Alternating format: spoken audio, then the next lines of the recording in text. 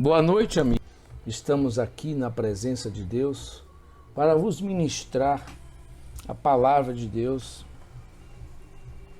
E nesse instante eu quero vos falar sobre algo que incomoda muito as pessoas. Algo com que muitos cristãos e crentes não conseguem administrar, que são as intempéries da vida, as adversidades, as contrariedades da vida.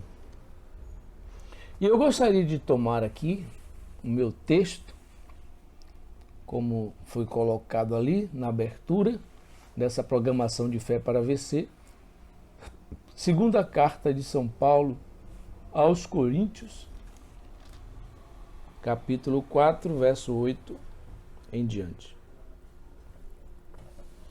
Diz assim o texto sagrado: em tudo somos atribulados, mas não angustiados, perplexos, mas não desanimados, abatidos, perseguidos, mas não desamparados. Perseguidos, mas não desamparados. Abatidos, mas não destruídos, trazendo sempre por toda parte a mortificação do Senhor Jesus no nosso corpo, para que a vida de Jesus se manifeste também nos nossos corpos. Assim nós que vivemos estamos sempre entregues à morte por amor de Jesus, para que a vida de Jesus se manifeste também na nossa carne mortal. Agora eu li até o 11. Agora vamos para o 15, para o 16. Por isso não desfalecemos, mas ainda que o nosso homem exterior se corrompa, o interior, contudo, se renova de dia em dia, porque a nossa leve e momentânea tribulação produz para nós um peso eterno de glória muito excelente. Quer dizer, a tribulação produz gozo, peso de glória. Com o sofrimento do físico, a alma se depura, se apura. É a mesma coisa que uma pedra preciosa. Ela só tem valor se ela for lapidada. Um diamante, uma esmeralda, um rubi. Só tem valor se for lapidado. O ouro só tem valor se ele for depurado pelo fogo. Então, qual é o objetivo disso? É nos desanimar para as coisas terrenas e nos animar para as coisas celestes. Quando você passa, quando um homem, um cristão passa, principalmente as pessoas que têm muita confiança nos seus bens, as suas riquezas, então quando ela se vê numa adversidade, então ela vê que a vida é breve. Cai nela um sentimento de realidade. Então ela vê que dinheiro não é tudo, que esta vida não é tudo. A gente esquece, né? Quando estamos preocupados em viver, esquecemos que nesta vida tem morte. Então o apóstolo termina dizendo: não atentando nós nas coisas que se veem, mas nas que se não veem, porque as que se veem são temporais e as que se não veem são eternas. Nós temos uma grama de eternidade dentro de cada um de nós. Então, quando Deus começa a ver isso dentro dos seus filhos, Ele começa a fazer com que esta vida eterna comece a sair para fora. Então, Deus começa a nos desanimar para as coisas daqui. Salomão chegou a dizer que o coração do sábio está na casa do luto, o coração do tolo nas casas de festa. Ele diz: porque ali na casa do luto os homens consideram, os homens veem o seu fim. Mas aquele que está só na casa de festa, ele não é muito profundo. A pessoa que é sempre feliz, geralmente ela é superficial. ela vê a vida de uma forma muito superficial. Mas as pessoas que passam por provas, elas têm uma noção de realidade muito maior, uma percepção muito maior do que seja a vida. Dizem que muitas pessoas que passaram por experiências pré-morte, eles tomam mais consciência do outro mundo. Todas as pessoas cujos testemunhos, né, que foram do outro lado, que dizem cristãos que foram do outro lado e viram algo, realmente voltaram outra pessoa diferente. Mombrana diz que quando ele viu a sexta dimensão, ele se tornou um Brahma diferente. Ele não era mais o mesmo Brahma. Aquilo deu uma outra perspectiva da vida. O mesmo que aconteceu com Paulo, e por que não dizer com Moisés, né? Moisés viu o outro lado. Por isso ele deixou o Egito, né? Que ele viu algo muito mais excelente. Então, o mundo espiritual, ele é mais real para quem está, vamos dizer, qual seria a palavra certa? O mundo espiritual é mais real para aqueles que se apercebem dele. O mundo físico, ele é muito pegajoso. Os sentidos, eles são muito pegajosos.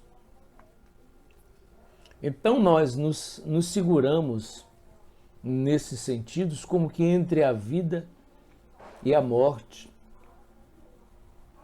E nesses sentidos humanos, como o profeta diz, os sentidos do espírito, onde está o afeto, onde está a emoção, é onde mais o adversário trabalha. Ele não pode trabalhar com a alma, porque a alma não lida com emoção. A alma lida com fé ou dúvida. Mas é muito fácil para o inimigo trabalhar nos sentidos, no sentido do espírito. O mundo, a era que nós vivemos, ela tem essa característica, ela explora muitos sentidos sensoriais. As pessoas hoje não são disciplinadas, elas são mais vulneráveis, elas são mais fracas, elas não suportam carga, pressão. Os jovens de hoje se suicidam com muita facilidade. O índice de suicídio entre adolescentes e jovens é muito grande. A nossa geração é uma geração muito fraca, porque ela não desenvolveu, né? Não amadureceu, vamos dizer assim, a sua emoção. Então, os crentes de hoje são muito mimados, são plantinhas de estufa. Não suportariam a carga que aqueles apóstolos, a igreja primitiva, suportou. Os crentes de hoje não gostam de uma correção pela palavra, não gostam de sermão, mensagens corretivas, não gostam de ser chamado a atenção. As pessoas são imaturas emocionalmente, são fracas emocionalmente, se melindram com facilidade. É fácil se magoar. Qualquer coisa mexe com a sua susceptibilidade. Então os crentes hoje são muito emocionais, muito difícil de serem trabalhados, porque estão sempre trabalhando nesta esfera da emoção. É muito fácil ver um crente hoje em dia se escandalizar. Mas sabe uma coisa? Deus não mudou. o Deus que lidou com Moisés, o profeta chegou a dizer que Deus não teve pena de Moisés. Quando ele estava fraco, Deus estava querendo matar Moisés lá na estalagem, lá, porque ele circuncidou o seu filho lá. Deus ia matá-lo, né? Deus não teve pena de Moisés, quando ele estava fraco. E ele disse, ele não tem dó de você, ele tem misericórdia. Deus não te tem como vítima. Às vezes você pode se sentir uma vítima, um injustiçado, um coitadinho. Você pode ser um vitimista. Você pode estar aí lamentando, com autopiedade, mas Deus não tem dó de você. Ele tem misericórdia, volto a afirmar. Mas dó não, ele sabe que você é mais do que vencedor, você é mais do que capaz. Deus conhece a sua estrutura e quanto você suporta. Está escrito, né, lá em Coríntios, capítulo 10, que não veio sobre nós tentação que não fosse humana. Deus não nos prova além das forças. Deus não permite provações sem limites. Deus dá o escape, diz São Paulo, com a tentação e proverá a saída. Mas o profeta diz algo aqui que consola, para mim isso consola. Talvez isso seja difícil para alguém. Talvez isso soe como um remédio amargo. Mas isso me consola. Ele diz, se a pessoa não está com a vida centralizada em Cristo, a vida cristã parece reter muitas decepções. A vida cristã parece reter muitas decepções.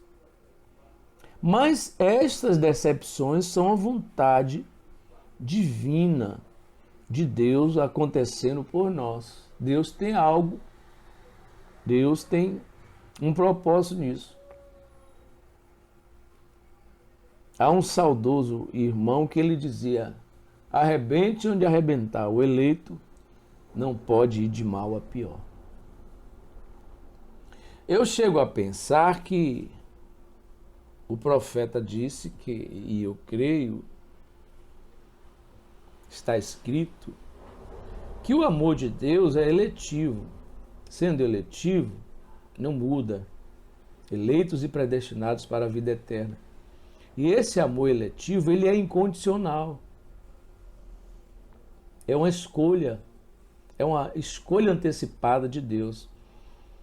E não importa o que aconteça, o seu amor sempre será provado porque ele realmente nos escolheu, ele nos tomou para si. Não importa o que aconteça. Um eleito, Deus não imputa pecado a um eleito. Um eleito é aquilo que João disse.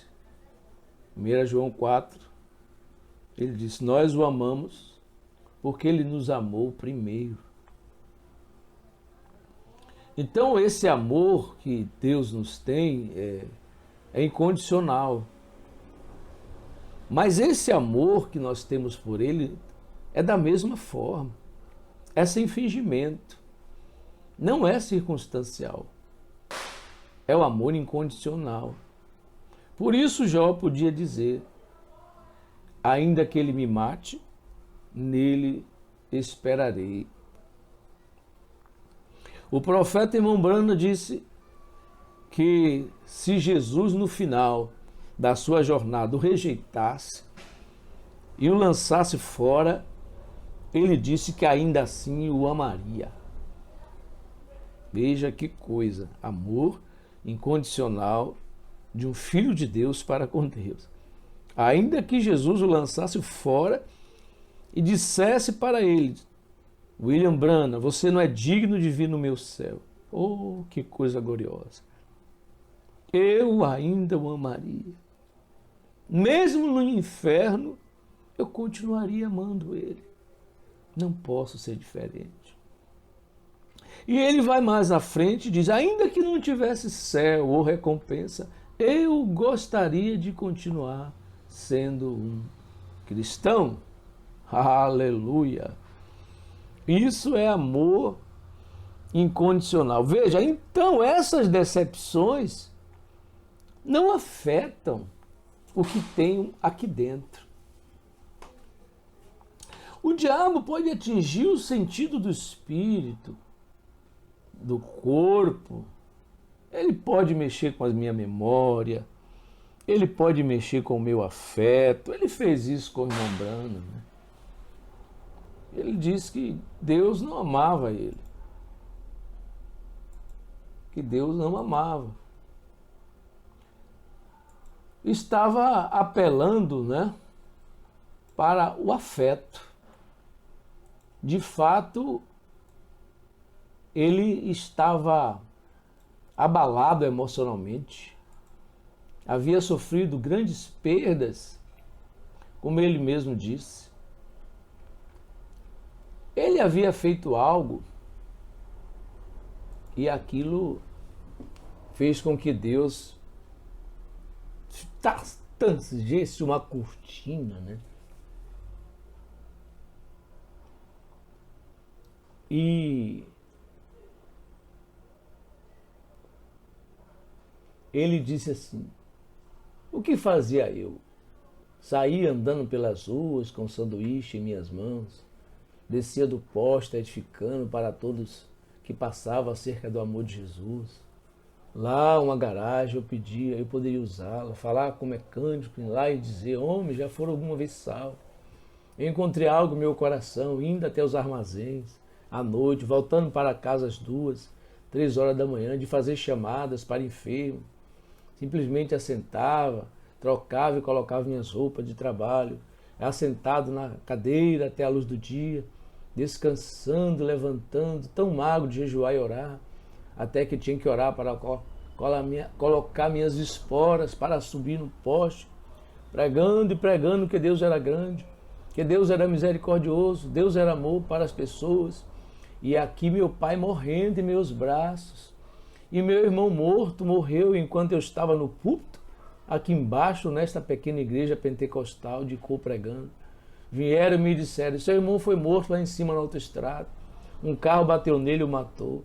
Seu próprio irmão pingando sangue de sua camisa, onde ele apanhou na autoestrada. Logo que eu sepultei, meu pai morreu. Então lá estava minha esposa, deitada. Eu saí para vir aqui até nesse tabernáculo, aqui onde está essa plataforma, disse às pessoas, 6 meses antes que isso acontecesse, que haveria inundação. Eu vi um anjo tomando a vara de medir, e 22 pés acima da rua Springer. Oh, que coisa! Eu fui lá até o hospital, doutor Adé, minha esposa estava morrendo. Doutor Adé não permitiu que eu entrasse, disse, ela tem meningite, você levará isso de volta para Billy Paul. E disse para a enfermeira para me dar alguma espécie de coisa vermelha para tomar, algum tipo de anestésico para me tranquilizar. E quando eles me deixaram o quarto, eu joguei aquilo pela janela, escapei pela porta de trás e desci até o porão. Lá estava o bebê deitado, antes que o hospital, na sala de isolamento, mosca em seus pequenos olhos assim. Eu simplesmente apanhei um mata-mosca, as espantei e coloquei por cima daquilo. Eu desci e disse, Deus, lá está meu pai, meu irmão no além, as flores em sua sepultura, lá está Hope no além, aqui está minha neném morrendo, não a leve, Senhor. Ele simplesmente desceu a cortina, como se fosse para dizer, cala-te, não te quero ouvir de maneira alguma. Ele nem mesmo falou comigo. Então, se Deus não queria falar comigo, era a vez de Satanás. Ele disse, agora eu pensei que você disse que ele era um bom Deus. O que tudo isso que você está gritando? Você é simplesmente um rapaz, olha ao redor da cidade. Cada moça e cada rapaz com quem você se associou, pensa que você perdeu sua mente. Você tem perdido. Agora ele não poderia me dizer que não havia um Deus, pois eu havia visto. Mas ele me disse que ele não se importava comigo. Assentado a noite toda, o dia todo, eu disse isto a Deus. O que tenho feito? Mostra-me, Senhor. Não deixe que o inocente tenha que sofrer por mim. Se não tenho feito algo errado, eu não sabia que ele estava me provando. Mas cada filho que vem para Deus tem que ser provado. Eu disse, diga-me o que tem feito, farei certo. O que tenho feito, a pregar o dia inteiro e toda noite, sempre dando minha vida constantemente. O que tenho feito. Satanás disse, isto é certo. E agora quando isto vem até você, você tem dito a todos que você crê que ele é um grande curador. E lá só está a sua neném deitada, morrendo. Ele recusou até mesmo a te ouvir. Sua esposa morreu de tuberculose e pneumonia. Você disse que ele podia curar um câncer. E lá está ela agora. Agora você fala a respeito dele ser bom. Como ele é bom para as pessoas. E para você? Então eu comecei a dar ouvido a ele. Isto é razoamento, eu pensei, isto é certo. Veja, precioso.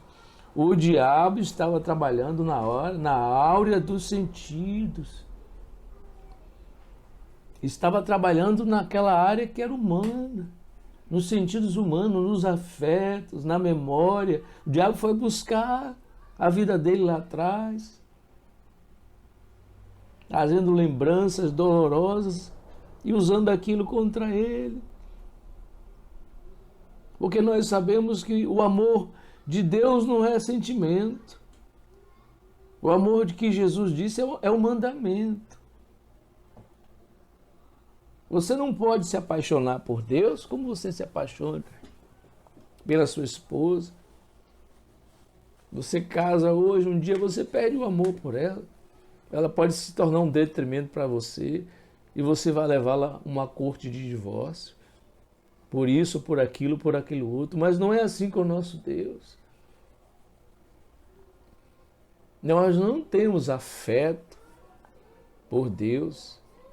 O amor de Deus é diferente.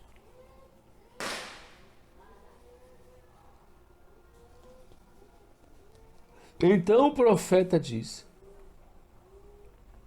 agora a vida retém muitas decepções.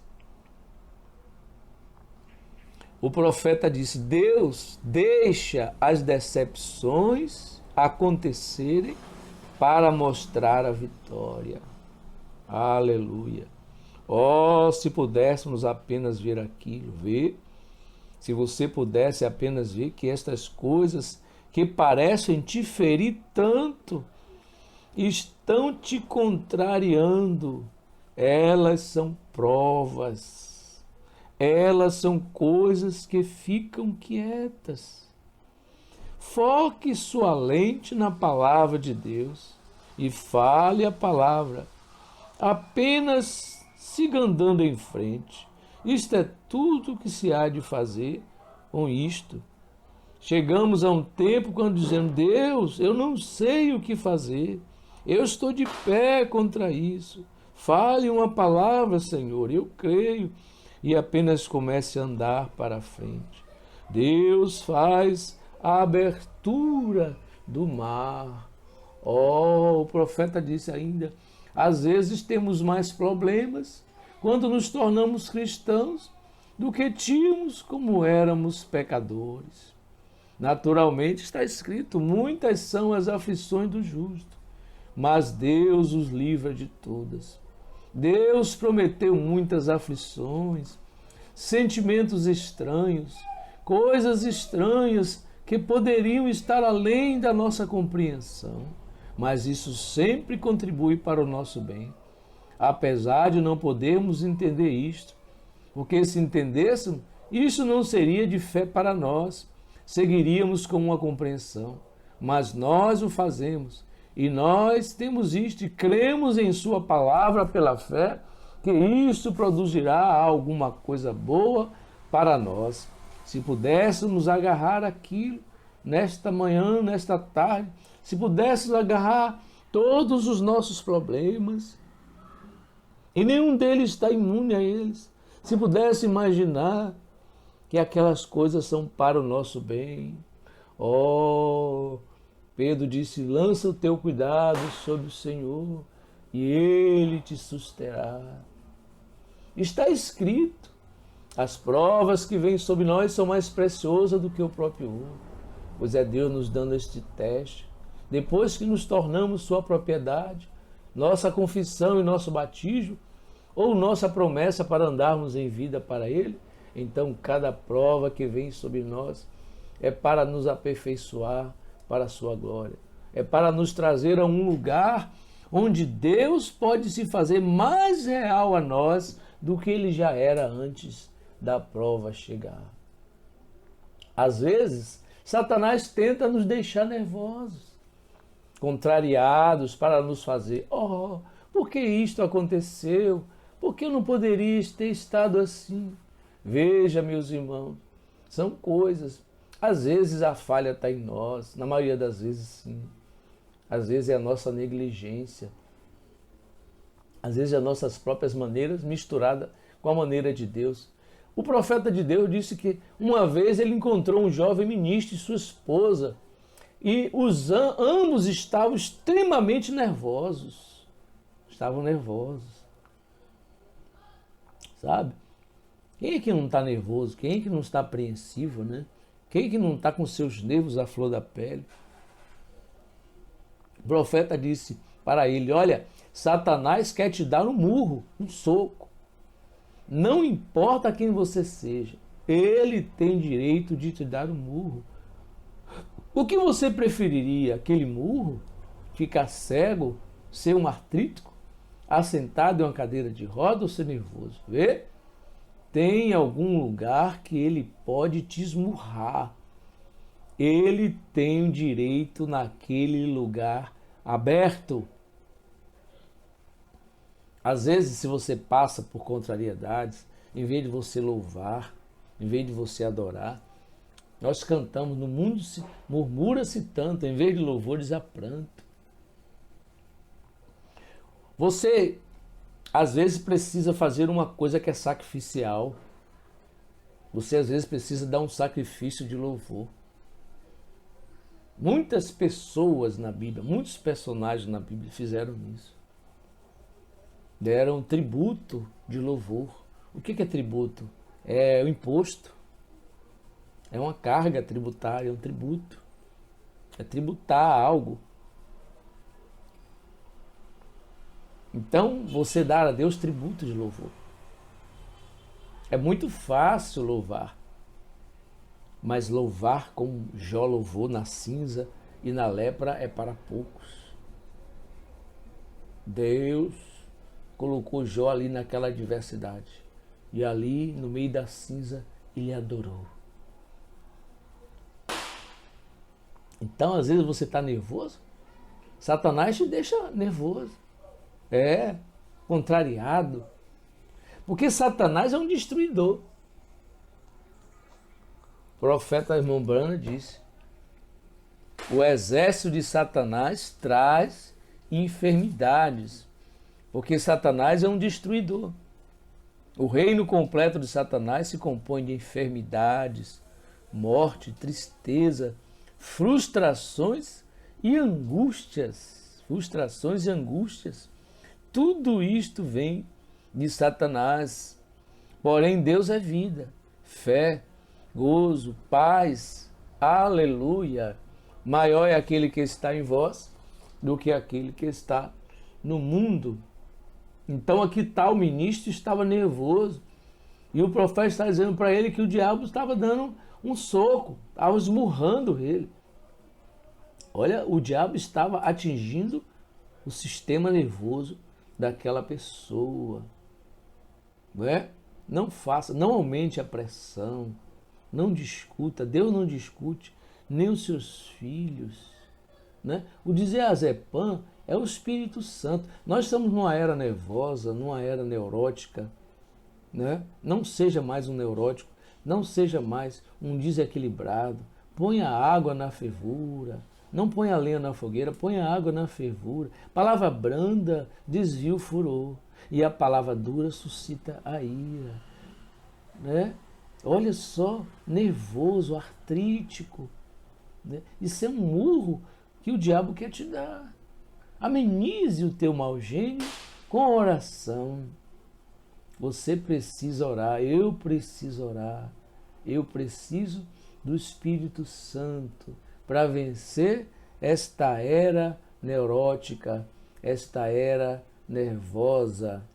Então, meus preciosos, o profeta disse, se as frustrações vêm, a próxima coisa é você passar por cima delas.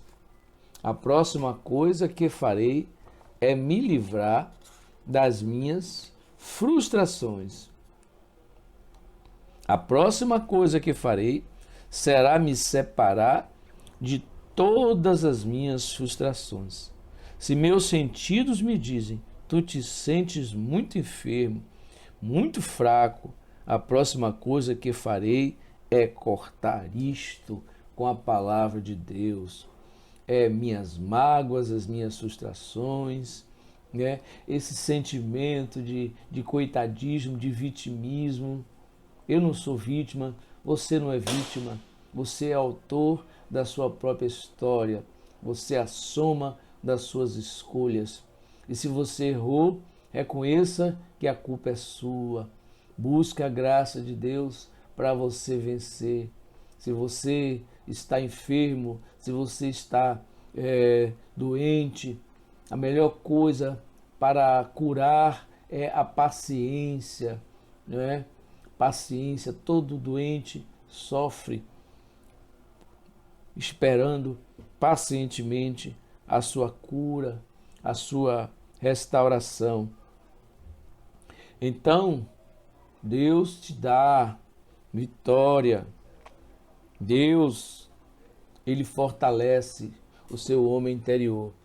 Então o apóstolo Paulo está dizendo para nós, em tudo somos atribulados, perplexos, mas não angustiados, abatidos, mas não perplexos, mas não desanimados, perseguidos, mas não desamparados, abatidos, mas não destruídos. A Bíblia diz em Isaías 54 que toda a ferramenta preparada contra o servo do Senhor não prosperará. Seja doença, seja o que for que vier contra ti, somos mais do que vencedores por aquele que nos amou. Deus os abençoe, Deus os cure. A maior cura hoje não é a cura do câncer, é a cura das emoções.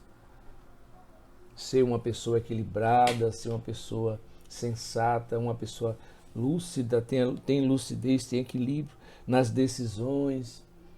É a melhor coisa. Ter saúde emocional é a melhor coisa. Olha, não deixa os outros, olha, o diabo ele trabalha nessas duas esferas. Ele trabalha com atuações no físico e influência no espírito. Ele não pode trabalhar com sua alma, mas ele pode gerar muitas frustrações, ele pode gerar muitas decepções na sua vida. Não espere demais dos outros, não ponha carga demais nos outros, não exija demais das pessoas, não cobre demais das pessoas, além daquilo que ela pode dar. Faça por você mesmo, não crie expectativa. É por isso que as pessoas se frustram, porque ela gera excesso de expectativa. Elas esperam demais e recebem de menos. Portanto, espere em Deus, lança o teu fardo sobre o Senhor, e Ele te susterá, e jamais permitirá que o justo seja abalado. Muitas são as aflições do justo, mas o Senhor o livra de todas. Deus os abençoe, meus preciosos irmãos, amigos e ouvintes desta programação de fé para você, em nome de Jesus. Fiquem com Deus.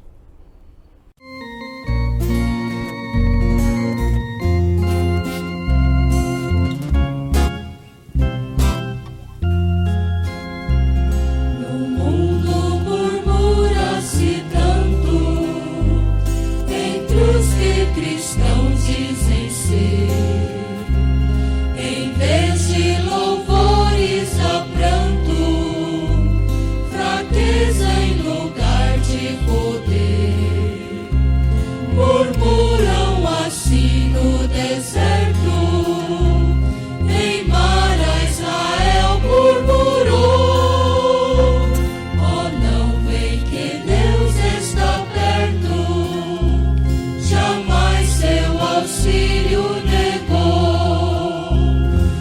vez de murmúrio.